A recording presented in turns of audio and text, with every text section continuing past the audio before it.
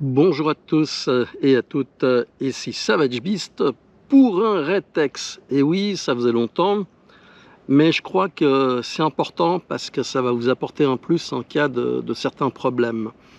Alors je vous mets un extrait d'une vidéo précédente, comme ça vous allez comprendre ce qu'il s'est passé. Cavernator et les abeilles. Alors je sais pas si on verra, mais voilà, on avait des frelons asiatiques. Cavernator s'en est farci 3, mais les abeilles étaient un peu excitées et j'ai eu droit à une piqûre ici. Donc voilà.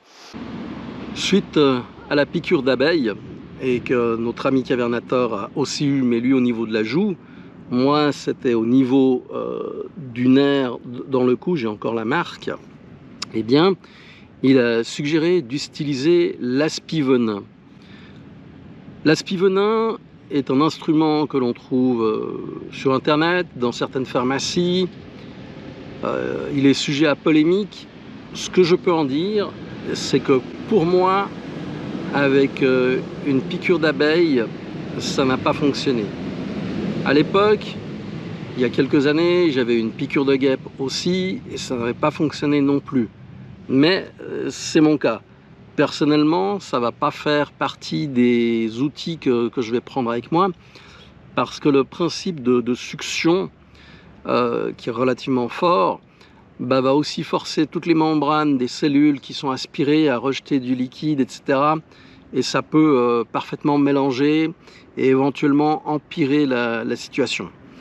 Donc, c'est un outil que je déconseille. Alors, ce qui s'est produit, c'est qu'il y avait des frelons asiatiques qui tournaient, enfin il y en avait un qui tournait autour des ruches, et donc Cavernator l'a abattu d'un coup de raquette.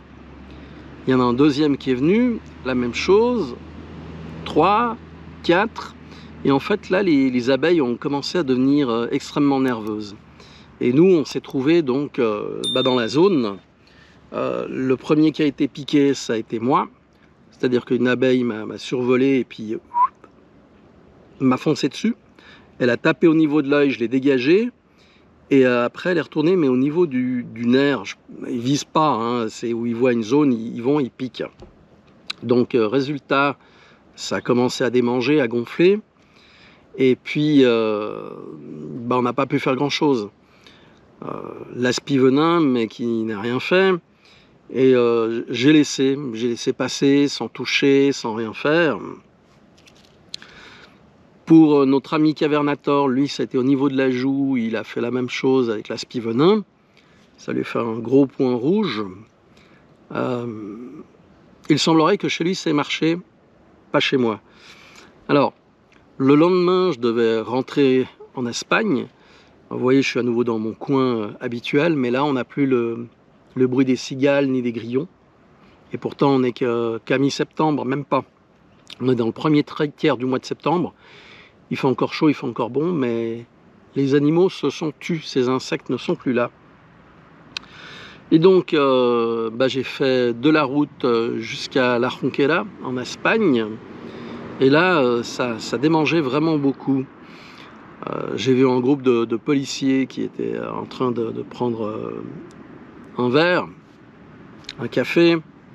Puis je me suis approché, je leur ai demandé s'il y avait une pharmacie ouverte. Et on m'a dit, malheureusement non, il n'y a plus de pharmacie de garde à cette heure-ci. Ok. Je dis, voilà, il me dit, ouais, on voit que vous avez été piqué par une guêpe ou une abeille, il faudra aller dans un centre médical. Je dis, mais je connais pas, ils m'ont indiqué l'endroit.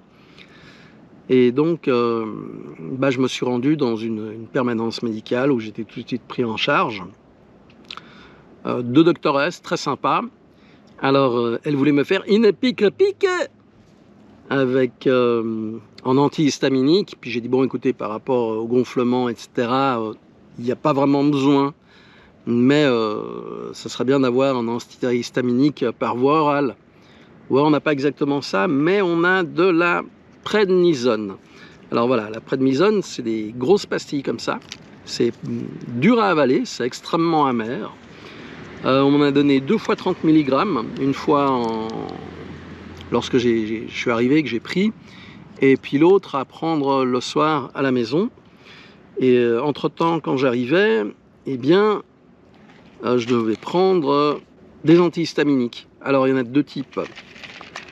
La cétirizine, vous pouvez la trouver, hein, c'est un nom générique, donc que ce soit en Suisse, en France, Belgique, etc. Antihistaminique. Et puis quelque chose qui est très très bien, le Fenistil, c'est une espèce de stylo à boules, un peu comme ce déodorant, les déodorants à boules, c'est la même chose. Donc ça se présente comme ça. Et puis vous mettez dans toute la zone. Donc ça a bien aidé. Mais en fait, ce qui a été le plus efficace, ça a été le pack de gel que j'avais dans mon congélateur. Les petites packs Décathlon, j'ai posé dessus. Dans l'espace de quelques minutes, ça a vraiment calmé. Alors, ce qu'il faut savoir, c'est que autant le venin de l'abeille que celui de la guêpe, du frelon, du bourdon, etc., sont des venins qui sont thermolabiles. Qu'est-ce que ça signifie? Ça signifie qu'avec une source de chaleur durant quelques secondes au-dessus de l'endroit où vous avez été piqué, eh bien, il faut quand même une source de chaleur intense. Ça va vous permettre de détruire la molécule du venin. En fait, il y a une différence. Si je me souviens bien, les abeilles, c'est du venin, est-ce qu'on utilise du PLA1. Les biochimistes savent exactement de quoi je parle. Salutations à l'un d'entre eux qui fait des bières excellentes.